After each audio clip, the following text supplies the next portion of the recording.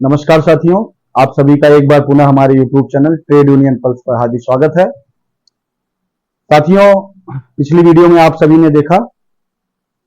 कि जो हमारी मीटिंग्स हुई थी बीकेएन के संघ के शीर्ष नेतृत्व की हमारे शीर्ष मैनेजमेंट के साथ जो मीटिंग हुई थी 8 अप्रैल और 14 जून को, उसके जो मिनट्स आए थे उसमें कई मुद्दे हम जो है दूसरी वीडियो में डिस्कस किए हैं। उसका भी लिंक इसके डिस्क्रिप्शन बॉक्स में आपको मिल जाएगा, आप जाके वहां पर देख सकते हैं, समझ सकते हैं। और आज हम बात करेंगे, हमारे महासचिव महोदय हमारे साथ हैं और मैं बात करूंगा जो महत्वपूर्ण बिंदु उस वीडियो में हम जो है कवर नहीं कर पाए थे सर। तो सबसे महत्वपूर्ण और जो एक मुद्दा है वो है हमारे एक्स सर्विसमैन साथी, सम्मानित एक्स सर्विसमैन साथी, उनके पे फिक्सेशन से संबंधित है, उसकी बात करेंगे। और बात करेंगे बंचिंग की और एनुअल इंक्रीमेंट की। आप सभी ने देखा होगा जो स्लाइड्स हम लोग जो है प्रेषित किए थे व्हाट्सएप ग्रुप्स में, उसमें बंचिंग और पे फिक्सेशन आपका एनुअल इंक्रीमेंट, ये जो है इसकी स्लाइड्स नहीं गई थी। पे फिक्सेशन की स्लाइड्स गई थी, जिसमें जो मिनट्स मैनेजमेंट द्वारा दिया गया है उसमें बड़ा मतलब एक तरह से है कि कम प्रभावी शब्दों में ऐसे शब्द यूज किए गए हैं कि जो है मैटर को टालने या लटकाने जैसे जो है उनकी मंतव्य जो है दर्शाता है। मैं यहां उल्लेख करना चाहूंगा, हालांकि मैनेजमेंट ने भी अपने जवाब में ये उल्लेख किया हुआ है कि 2018 में बीकेएन के संघ के ही प्रयासों से उसी के पत्र पर मैनेजमेंट ने एक बहुत ही पॉजिटिव लेटर इस मुद्दे को सॉल्व करने के लिए, पे फिक्सेशन को लागू करने के लिए मिनिस्ट्री को लिखा था 2018 में। उसके बाद 2019 में मिनिस्ट्री की तरफ से डिनायल आ गया पत्र के माध्यम से मैनेजमेंट को। फिर 19 में जो है सारी यूनियंस का एक जो सबमिशन होता है वो जो है मैनेजमेंट के द्वारा मिनिस्ट्री को भेजा गया। अब ध्यान दीजिएगा आप लोग, कोई भी इशू होता है उसकी जो वीड़ा होती है वो उठाने का कार्य, वो शुरू करने का कार्य बीकेएन के ही करती है। लेकिन उसके बाद सब चले आते हैं एक लेटर लेकर के कि नहीं हम भी हैं, आना चाहिए लेकिन मनसा अच्छी होनी चाहिए। तो खैर वो छोड़िए, ये तो आप लोग को ध्यान देना चाहिए। तो जब 2019 तक ये इनका स्टैंड था, तो अब जो हमें रिटर्न में मिला है इसमें ये स्टैंड क्यों आ गया कि ये मैटर सब्सिडाइज्ड है, सब मतलब न्यायालय में अलग अलग जो है हाई कोर्ट्स में ये पेंडिंग है, उसके वहां से जो डिसीजन आएगा उसके बाद इस पर कार्रवाई की जाएगी। एक तो ये सवाल है सर कि एक्स सर्विसमैन के पे फिक्सेशन को कैसे क्या किया जाएगा। ये वही पे फिक्सेशन का मैटर है जिसको यूपी ने पूरे देश में सबसे पहले उठाया था। और दूसरा जो है हमारा मुद्दा वो है सर बंचिंग का और एनुअल इंक्रीमेंट का। उस पर क्या अपडेट है और क्या रुख है, इन सभी चीजों से हम लोग को अवगत करवाएं सर। आशीष जी, जो ये पे फिक्सेशन का मामला अभी आपने जो बताया, और ये हमारी टीम के लिए नया मामला नहीं है। आपने जैसे ये बात शुरू की थी और शुरू करने के बाद हमारी जो एनईसी टीम थी उसने 2018 में से आपने जिक्र किया है, मैनेजमेंट ने अपने जो मिनट्स हैं उसमें भी इस बात को मेंशन किया हुआ है कि जब ये लेटर भेजा गया था और उस लेटर को कोई भी व्यक्ति पढ़ेगा तो वो यही देख करके ही समझेगा कि मैनेजमेंट तो तैयार था इसको देने के लिए, लेकिन जो क्लैरिफिकेशन है वो मिनिस्ट्री से मांगा जा रहा है। तो उसको क्लैरिफिकेशन के लिए जो यहाँ से भेजने में जो एक सफलता थी वो हमारी एनईसी टीम की तरफ से थी, और उन्होंने पॉजिटिव करके सारी चीजों को यहाँ से 2018 में भिजवाया था मिनिस्ट्री को। 2019 में उसका डिनायल आने के बाद सबसे पहले सही बात है जो आपने ये बात कही कि यूपी ने सबसे पहले इसका विरोध किया है। तो हम इसमें जो है हमारी टीम ने उस वक्त पर आरएलसी लखनऊ में इस बात को जब उठाया पे फिक्सेशन के मामले को, हमारी संजीव जो है हमारे जो एक्स सर्विसमैन है उनकी जो है हमने उनको जो है इसमें आगे किया हुआ इस मामले में, वही सारा मामला देख रहे थे। और जब आप देखेंगे कि इसमें यहाँ पर आरएलसी लखनऊ में 3 मामले चलाए गए थे, आपको ध्यान होगा पैरेलल में। जब ये सबसे पहला मामला ये पे फिक्सेशन का गया है, उसके बाद एनुअल इंक्रीमेंट और बंचिंग दोनों मामले गए थे। अब जब ये तीनों मामले एक साथ चलने शुरू हुए थे, तो हमारे जो सिस्टर यूनियन है उसके कुछ लोग हैं जिनके द्वारा समय समय पर लोगों को ये भ्रमित किया गया। मैंने तो देखा था अभी पीछे 2022 में भी यहीं के जो ड्रामेबाज लीडर्स हैं उन लोगों ने क्या किया, उन लोगों ने जो है एक मैसेज चलाया था कि ये जो यहाँ केस जो चलाया जा रहा है ये सिर्फ और सिर्फ दिखावे के लिए चलाया जा रहा है, इसका किसी को कोई फायदा नहीं मिलना है। इसलिए जब भी ये बात करते हैं बंचिंग के लिए, इंक्रीमेंट के लिए या फिक्सेशन के लिए, तो वो एक तरह से एक छलावा है और इस पर कर्मचारियों को उससे दूर रहना चाहिए। इस तरह के मैसेजेस जो है दिए जा रहे थे 2022 में। मुझे ध्यान है इनके व्हाट्सएप ग्रुप से मुझे किसी ने स्क्रीनशॉट भी भेजा था। और फिर उसके बाद तब भी हमारी टीम का जो है मनोबल वहां नहीं गिरा और हमारी टीम ने लगातार इस मुद्दे पे काम किया। मैं तीनों मामलों को एक साथ लेकर के इसलिए चल रहा हूं क्योंकि तीनों मामले एक साथ जहां चलाए गए थे, और मैं उसकी अहमियत बता रहा हूं इस चीज पे क्योंकि जब आपके बाकी के दोनों इश्यूज हैं बंचिंग और इंक्रीमेंट, जब आप उसके जो है आज की जो स्टेटस है उसको जब देखेंगे तब आप समझेंगे कि यानी कि तीसरा मामला भी बहुत कुछ हद तक जो है सुलझने की जो है कंडीशन में जा सकता था। अब आप देखेंगे जब आरएलसी से मामला एफओसी होने के बाद तीनों ही मामले एफओसी होने के बाद सीजीआईटी लखनऊ को जो है फॉरवर्ड हुए और तीनों ही मामले जो है वो हमारी तरफ से उसमें जो है अपना रिटर्न स्टेटमेंट भी जा चुका है और मैनेजमेंट की तरफ से उसमें जवाब भी दाखिल किया जा चुका है। हमें रिमाइंडर जो देना था वो भी हम ऑलरेडी दे चुके हैं। अब बात आती है कि हम जब इसकी बात करते हैं फिक्सेशन की, जैसे कि आपने जो बताया कि उसमें ये बात मेंशन क्यों की गई है कि इसमें जो है अब मामला सब्सिडाइज है और हमें कोर्ट के डिसीजन का वेट करना होगा। आप जब मिनट्स देखेंगे, मिनट्स में सेम इसी भाषा के साथ इसी तरह से पूरा जो है डिक्लेरेशन देते हुए एनुअल इंक्रीमेंट पे भी बात कही गई है। जब मैनेजमेंट शुरू करता है, जब बात शुरू करता है कहते हुए, जब 20 नवंबर 2023 की मीटिंग हुई थी और उसके जब 27 दिसंबर को उसका रिव्यू मीटिंग हुई थी और उसके बाद 3 जनवरी 2024 को जब ये मिनट्स आए थे तो मैनेजमेंट ने अपने मिनट्स में ये बात लिखी थी कि इस मामले पर, फिक्सेशन के मामले पर जो यूनियन का रिप्रेजेंटेशन है जो होगा, बाकी लोगों के भी जो रिप्रेजेंटेशन होंगे, बाकी लोग मतलब जो और भी लोग कह रहे हैं कि हम भी देंगे, हम भी इस लड़ाई में हैं, उनके भी रिप्रेजेंटेशन को लेकर के और उसको जो है क्लब करके जो है वो मिनिस्ट्री को भेजा जाएगा। ये बात कही गई थी उस 3 जनवरी के जो है मिनट्स में। अब आप समझिए ये लड़ाई कमजोर कहां से शुरू होती है। ये लड़ाई होती है यहीं से कमजोर, जब आप एक रिकॉग्नाइज्ड यूनियन अगर किसी मामले को लेकर के ऑलरेडी उस पर परसुएशन लगातार करती आ रही है और यहां लड़ाई हमारी मैनेजमेंट से नहीं है, मैनेजमेंट ने इस पर आपको डिनायल नहीं किया है, आपकी लड़ाई मिनिस्ट्री और डीओपीटी से है। इसके लिए आपको अपने एकमात्र आपके पास रास्ता था कि आप संगठित होकर के इस लड़ाई को लड़ते जैसा कि हम बाकी इश्यूज पे लड़ रहे थे।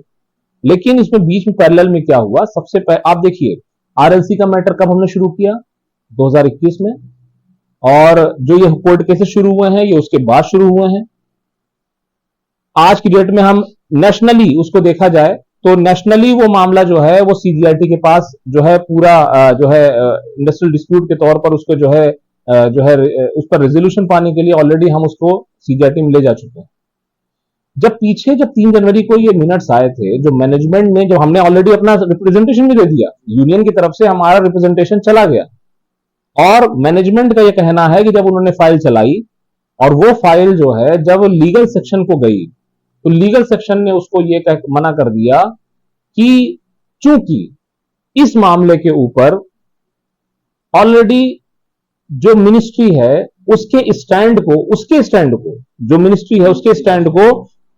एफसीआई की मैनेजमेंट ने जो डिफरेंट हाई कोर्ट्स हैं वहां पर इसे दाखिल किया हुआ है और उनका स्टैंड क्या है कि ये फिक्सेशन जो हुआ है इनका ठीक हुआ है, इसमें कोई भी मतलब एक दिक्कत नहीं है,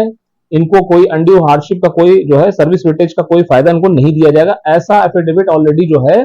मैनेजमेंट ने मिनिस्ट्री के बिहाफ पे जो है कोर्ट्स में दाखिल कर दिया और ये जब सीजीआईटी में हमारा केस गया था तो उसके जो डब्ल्यूपीआई है और जो उनका जो है मिनिस्ट्री का उसके ऊपर एफिडेविट लग के आया हुआ है वो ऑलरेडी हमारे पास है, इसलिए मैं इस बात को कह भी पा रहा हूं। अब बात आती है तो क्या मैनेजमेंट इस पे आउट ऑफ कोर्ट सेटलमेंट की तरफ नहीं जा सकती थी? तो हमारा ये कहना, तो हम भी ये बात कहते हैं कि आउट ऑफ कोर्ट सेटलमेंट होना चाहिए, और इसीलिए हमने बात रखी, क्योंकि यहां पर जो जो डिफरेंट कोर्ट्स हैं, सीजीआईटी लखनऊ को आप हटा दीजिए, वहां तो हम ही हैं पार्टी, बीकेएन के संघी पार्टी है। जो अदर जो जहां पर हाई कोर्ट्स में केसेस चलाए गए हैं वो इंडिविजुअल केसेस हैं, वो एम्प्लॉइज ने, जो कंसर्न एम्प्लॉइज हैं, उन्होंने डायरेक्टली उस केस को दाखिल किया हुआ है। और चूंकि इसमें जब पार्टी जो है इस मामले में आउट ऑफ कोर्ट सेटलमेंट के लिए पार्टी जो होगी वो पार्टी वही हो सकती है जो पार्टी वहां कोर्ट में दाखिल करके आई हो, या तो वो पार्टी ऑलरेडी ये जो है इस बात को अथराइज कर दे, या फिर जो है इस बात के लिए वो लिख करके देती कि इसमें हमारा जो बीकेएन के संघ कहेगा वो हमें मंजूर होगा। ऐसा तो कुछ नहीं हुआ है। अब इसमें जो अदर, अब ये केसेस जो होंगे मुझे नहीं पता किन लोगों ने डाले हैं, लेकिन इसमें जो मुझे लगता है, जो जो मेरे पास मैसेजेस हैं, दूसरे लोग, जो दूसरी यूनियन है वो इनको सपोर्ट इस तरह से कर रही है कि वो कोर्ट केस करने के लिए। बेहतर है, कोर्ट से अगर रास्ता निकलता तो हम हर तरह से तैयार हैं, हमको चाहते हैं कि आपका रास्ता निकले किसी तरह से, किसी भी माध्यम से निकले। लेकिन जो ये टेबल टॉक है, इस टेबल टॉक में ये कोर्ट केस अब आज आड़े मतलब रास्ते में आके खड़ा हो गया कि इस कोर्ट केस के रहते हम आगे नहीं बढ़ सकते, ऐसा मैनेजमेंट का कहना है। इस वजह से उन्होंने डिनाई कर दिया इस बात के लिए कि वो यहां से अपने जो हमारे रिप्रेजेंटेशन को और मिनिस्ट्री को भेजेगा। उसने रास्ते ब्लॉक कर दिए सिर्फ इस कोर्ट का हवाला देते हुए, और आप देखेंगे मिनट्स में कहीं पर भी आप सीजीआईटी का रेफरेंस नहीं देखेंगे। सीजीआईटी का रेफरेंस क्यों नहीं है? क्योंकि हम जहां पर आउट ऑफ कोर्ट सेटलमेंट की बात कर रहे थे तो वो उस बात को मेंशन नहीं कर सकते थे, क्योंकि court out of court settlement के लिए बीकेएन के संघ ही कह रहा है, और बीकेएन के संघ का ही केस जो है वो लखनऊ के सीजीआईटी में है, तो वो उसको मेंशन करने का कोई मतलब वहां नहीं बनता। अब इस मैटर से उठ करके जब हम दूसरे मैटर्स को देखेंगे तब हमें ये बात समझ में आएगी कि आउट ऑफ कोर्ट सेटलमेंट की तरफ जाने का क्या हमारी जो मैं ये बात कह रहा हूं उसका मकसद क्या है और उससे हमें कितना फायदा यहां मिल सकता था। तो यहां पर जब हम ये तो हमारे लिए, चलिए अभी संघर्ष के टाइम है, और इसमें मैं फिर भी कह रहा हूं लड़ाई हमारी बंद नहीं है। मैं तो अपनी तरफ से लड़ाई, जब तक मैं इस जगह पर हूं, जब तक मेरे इसमें अथॉरिटी में है कि मैं ये लड़ाई लड़ सकता हूं, मैं इस लड़ाई को उस हद तक लड़ूंगा जहां तक उनको जो है इन पे राहत नहीं मिल जाती। अब बात आती है कि दूसरे इश्यूज पर मैं अपने सारे कर्मचारियों को एक बहुत बड़ी खुशखबरी देना चाहता हूं, बहुत बड़ी खुशखबरी देना चाहता हूं एनुअल इंक्रीमेंट और बंचिंग के ऊपर, कि हम जीत के लगभग बिल्कुल करीब खड़े हो चुके हैं बंचिंग इश्यू और इंक्रीमेंट, एनुअल इंक्रीमेंट के इश्यू के ऊपर। ये आप जो है मिनट्स को जब आप देखेंगे तो अपने आप आपको इससे जाहिर हो जाएगा कि हमने कौन सी जो है इससे फतेह हासिल कर ली है। आप समझिए। और आज मैं क्यों पीछे से मैंने रेफरेंस लिया था कि जो आरएलसी में जो हम लोगों ने यहां पर जो केस शुरू किया था, आईडी शुरू की थी, बड़ी मेहनत का टाइम था, उस टाइम पे सपोर्ट नहीं मिल रहा था, आपको ध्यान होगा, सपोर्ट नहीं मिल रहा था, उसके बावजूद भी हम लोग उस पर लड़ते रहे, और आज सीजीआईटी में जब हम खड़े हैं, और हम ऐसे नहीं खड़े हैं कि बस सिर्फ खड़े हैं, अगर हम खड़े हैं तो हमने अपने आप को लीगली मजबूत करके वहां पे अपने आप को खड़ा किया है। हमारे पास फैक्ट्स हैं जिसके बिना पर हम ये कह रहे हैं कि हमारा जो स्टैंड है बिल्कुल ठीक है, उसमें गलती आप निकाल ही नहीं सकते हैं। और इसी वजह से अब जाकर के मैनेजमेंट को ये लगने लगा है कि उनका जो स्टैंड था वो गलत था। और आप जब 14 ये जो है 8 अप्रैल या 14 जून की जब मीटिंग का जब एक सारांश जो मिनट्स के रूप में आपके सामने आया है, जब आप बंचिंग के रूप में उसको देखते हैं, तो जो लोग ये कह रहे थे कि बंचिंग मिलेगी ही नहीं, मैं उस इंसान की बात कर रहा हूं जो आज ये कह रहा है कि जो है ये कमेटी बनी है स्टैग्नेशन को हटाने के लिए, उसकी वजह से बनी है। मैं उसको जवाब दे रहा हूं कि आपने ये कहा था कि बंचिंग नहीं मिलेगी, और इसके हमारे पास प्रूफ भी हैं कि ये जो एमओयू साइन हुआ है ये गलत साइन हो गया, बंचिंग तो मिल ही नहीं सकती है। ये बात कही गई थी वेज डिवीजन के टाइम पर जब एमओयू साइन हो गया, और आज वही मैनेजमेंट, आप मिनट्स देखेंगे बंचिंग के ऊपर, साफ कह रही है यूनियन से कि इस मामले पर हम अलग से मीटिंग करेंगे, और यूनियन अगर अग्री है सीजीआईटी लखनऊ से केस वापस लेने के लिए, तो हम मिनिस्ट्री को इसके अप्रूवल के लिए अप्रोच भी करेंगे। तो अब आप समझिए कि ये कोर्ट से केस को वापस लेने की जो शर्त क्यों लाई गई मैनेजमेंट की तरफ से। इसका मतलब ये हो गया कि मैनेजमेंट को भी ये लगने लगा कि जो हमारा स्टैंड है वो बिल्कुल साफ है, ठीक है, उसमें कोई एक ऐसा नहीं है कि आज शीशे के दूसरी तरफ कुछ और है। जो हमने एक पारदर्शी शीशा लगाया था वो पारदर्शी ही है, कोई इधर का सीन उधर का सीन में कोई फर्क नहीं था। और इसी चीज को हमने अभी कुछ दिन पहले जब डीपीई ने जो है लेटर फॉरवर्ड, हमारा जो रिप्रेजेंटेशन है उसको फॉरवर्ड किया, तो किसी ने ग्रुप पे डाला था, ये तो सिर्फ एक फॉरवर्डिंग है। आप समझिए मैंने वो लेटर जो है, जो बेंचिंग के ऊपर जो एक सोल्यूशन के लिए हमने सारे फैक्ट्स के साथ किसको अप्रोच किया था, डीपीई के सेक्रेटरी को, जहां से ये मामला कंसीडर नहीं होने वाला जो मामला था वो शुरू हुआ था कि बंचिंग कंसीडर नहीं की जा सकती। ये किसका कहना था, फाइनेंस मिनिस्ट्री का ही कहना था। फाइनेंस मिनिस्ट्री ने तो इस पर जो है रोक लगाई थी। वही मिनिस्ट्री का डीपीई वो जो हमारे रिप्रेजेंटेशन को लेने के बाद उसको ठंडे बस्ते में नहीं डालता, उस पर 19 फरवरी के लेटर को 27-29 मई का वो लेटर है उनका जो उन्होंने फॉरवर्ड किया है। और आप नीचे की आखिरी की लाइन देखिए, उन्होंने साफ कहा है ये कैटेगरी 3 और 4 का वर्कमैन का वेज डिवीजन से संबंधित मामला है, इसको देखिए। इसका आपका मतलब आप समझ जाएंगे कि जो इससे पहले दिसंबर 2019 में इन्होंने डीपीई ने एक हमारी जो ग्रीवांस थी उसके ऊपर मेमोरेंडम जारी किया था कि बंचिंग के ऊपर अलग से कोई गाइडलाइन जारी नहीं की जाएगी वर्कमैन के लिए, जो भी मैनेजमेंट और यूनियन के बीच में सहमति हुई है उसी आधार पर उसे ठीक किया जाएगा। और यही चीज के आधार पर उसने इसीलिए मिनिस्ट्री को कहा है क्योंकि ये कैटेगरी 3 और 4 का मामला है इसलिए इसको ठीक करो, इसके लिए अलग से कोई गाइडलाइन आपके पास नहीं जाएगी। ये हो गया डीपी का स्टैंड। और हमारे लिए जो हमारी मैनेजमेंट ने हमें सीजीआईटी के केस को वापस लेने की शर्त के साथ ये बात कही है कि हम इसको मिनिस्ट्री से अप्रूवल के लिए अप्रोच करेंगे और तभी करेंगे जब आप इसको वापस लेंगे, और इसके ऊपर हम प्रॉपर एक फिर से एक मीटिंग करेंगे। ठीक है, तो ये इतनी बड़ी जीत है हमारी कि हमने एक वो जीत हासिल कर ली है जिसके अगला जो पड़ाव है वो हमें बंचिंग के रूप में, हमारी जो समस्या है बंचिंग की वो खत्म होने वाली है। ये अगला इसका पड़ाव यही बचता है, क्योंकि आपने वो पड़ाव पार कर लिया जहां पर मैनेजमेंट लगातार कह रही थी, आप देखेंगे पीछे के मिनट्स और कुछ लोगों के जो भ्रामक लेटर्स भी देखेंगे इसके ऊपर, बंचिंग के ऊपर साफ मैनेजमेंट कह रही थी कि नया प्रपोजल लेके आइए, नया प्रपोजल लेके आइए। आप देखेंगे मिनट्स में यही कहती थी, वो कहती थी कि यूनियन नया प्रपोजल लेके आएगी वही हम फॉरवर्ड करेंगे। हमारा ये कहना था कि एमओएस अब ओपन नहीं हो सकता इस मामले के ऊपर, आप नया प्रपोजल लेकर के हमें आप एक ऐसी जगह खड़ा कर देंगे जहां के बाद हमारे पास ना आगे जाने का रास्ता है ना पीछे आने का रास्ता है। तो इसके अलावा, और जब एमओएस हमारा जो ऑलरेडी इस पर साइन हुआ है, इस मैटर को आप जो है फॉरवर्ड करेंगे, तो यहां पर कहीं पर भी ये मेंशन नहीं है कि नया प्रपोजल फॉरवर्ड करेंगे। इस समस्या को फॉरवर्ड करने की बात कही गई थी जो कि समस्या है। तो मैनेजमेंट ने अब उसको समझ लिया है और हमारी ये जीत है। और मैं ये कहूंगा आपके इस चैनल के माध्यम से कि आप जितनी भी कमेटीज हैं, जितने भी हमारी बीकेएन के संघ की कमेटीज हैं, वो इस मैसेज को हर एम्प्लॉय के संज्ञान में लाने की कोशिश करें, गेट मीटिंग करके, छोटी मीटिंग करके, बड़ी मीटिंग करके, जैसे भी करके। ये एक ऐसा स्टेप है हमारे जो है मैनेजमेंट की तरफ से जो हमारे लिए सबसे बड़ी, अगर कहा जाए, जीत में से एक है।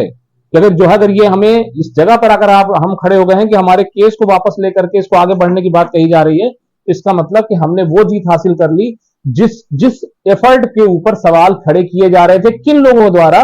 जो अपने आप को यूनियन लीडर कहते हैं। आप समझिए, आप एफर्ट्स के ऊपर सवाल खड़ा कर रहे हो, आप बंचिंग के बारे में जानते नहीं हो कि बंचिंग को कैसे ठीक किया जाएगा। बंचिंग को आप समझते हो कि सुविधा है, बंचिंग को आप अलाउंसेस आप मानते हो, तो आप कैसे बंचिंग को ठीक करा पाओगे। बंचिंग एक समस्या है, एक ऐसी समस्या है जो वेज डिवीजन में आनी तय है, चाहे वो सेंट्रल गवर्नमेंट का एम्प्लॉय हो, चाहे वो स्टेट गवर्नमेंट का एम्प्लॉय हो, चाहे वो पीएसयू का एम्प्लॉय हो। आपकी कहीं पर भी एम्प्लॉय होगा, जब भी वेज डिवीजन होगा, कहीं ना कहीं किसी स्टेज पर बंचिंग आएगी, और जहां पर भी आएगी गवर्नमेंट की जिम्मेदारी है कि उस बंचिंग को ठीक करना उसमें है, उसको ठीक करना पड़ेगा। और यही चीज समझाने के लिए समय जरूर हमें लगा है। वो समय इसलिए भी लगा है क्योंकि जो मैक्सिमम जो ये बात कही जाती है ना, लोगों को भ्रमित करने वाला, लोगों को निगेटिव एक नैरेटिव सेट करना दिमाग पे कि बंचिंग तो ये जो है नहीं हो सकती है, तो अब मैं ये डंकी चोट पे कह सकता हूं कि आइए उन लोगों से भी दावा देता हूं, उन लोगों को कि जो लोग इसका विरोध कर रहे थे कि बंचिंग नहीं हो सकती है, वो प्लीज आए, प्लीज आगे आए, सामने आए और इस बात को अब कहें कि बंचिंग नहीं हो सकती है। अगर उनमें इतनी हिम्मत आती है अब कहने के लिए, तो उनको आना चाहिए, इस बात को कहना चाहिए। और जहां तक इंक्रीमेंट का सवाल है, एनुअल इंक्रीमेंट का, फिर मैं इस पर भी कहता हूं कि कर्मचारियों की इसमें भी और बड़ी जीत हो गई है। उस पर भी मैनेजमेंट ने सारा चीज लिखने के बाद, सीजीआईटी लखनऊ का भी रेफरेंस लिखने के बाद, नीचे एक बात लास्ट में एक जो है एक लाइन में इस बात को जो है बता दिया है कि इस मैटर को भी फर्दर सोल्यूशन के लिए हम एक अलग से मीटिंग करेंगे। इसका ये मतलब हो गया कि जो हम उनको समझाना चाह रहे थे बंचिंग की तरह, ये मामला भी उनके समझ में आ चुका है और इस पर भी एनुअल इंक्रीमेंट के मामले के ऊपर भी हमें जीत मिलने वाली है। तो जो लोगों का भी ये कहना था कि बंचिंग और इंक्रीमेंट नहीं हो सकता है, फिर उनको मैं कहता हूं या तो वो अपने पुराने स्टैंड पे रहें या फिर नए स्टैंड के साथ वो ये मान लें कि बीकेएन के संघ ने अगर जिस चीज का झंडा उठा दिया वो झंडा नीचे नहीं हो सकता है, उसे वो ऊपर रखेगा, वो चाहे उसके लिए उसे कुछ भी करना पड़े। तो हाँ साथियों, सर ने सही कहा कि बीकेएन के संघ ने जो झंडा उठा लिया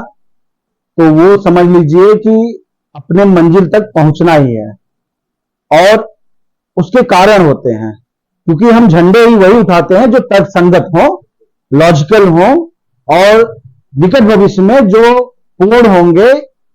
इसके पर्याप्त जो है आंकड़े, सबूत और आधार होने चाहिए। तो अब मैं तो निवेदन करूंगा जो तथाकथित जो यूनियंस हैं, उनके जो मालिकान हैं, जो स्वयंभू तरीके से चला रहे हैं, वो या तो अपने वर्ड्स को वापस ले ले पब्लिकली, जरा भी जो है अगर एक गैरतमंद इंसान होता है तो सेल्फ करेक्शन कहते हैं इसको, करता है, करना भी चाहिए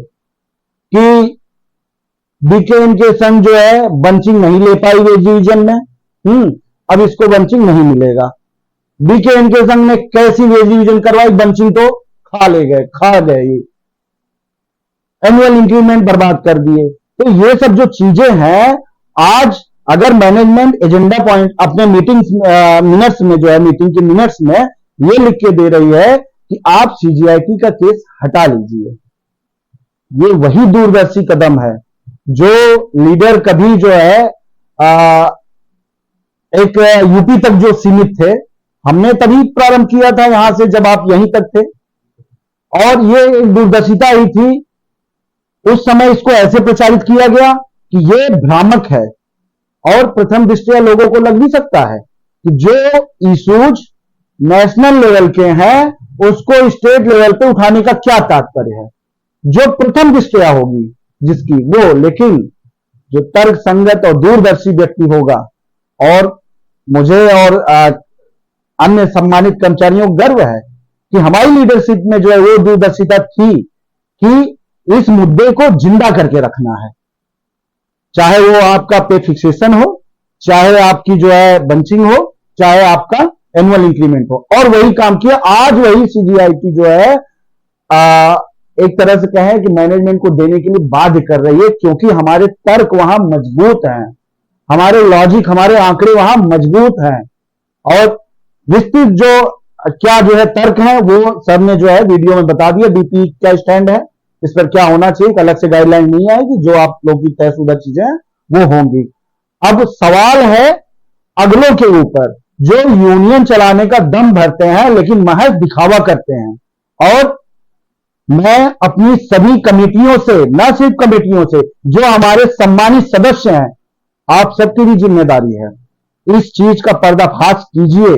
क्या वो कोई एक जो है सार्वजनिक जीवन में कोई नेता, स्वयंभू नेता जो है ये कह के कि नहीं बंचिंग ये खा ले गया, बंचिंग नहीं मिलेगी, और आज उस वर्ष के उस जगह हम आके खड़े हो गए कि बंचिंग हमारे सामने खड़ी है एकदम, उसके बाद वो आदमी बच जाएगा?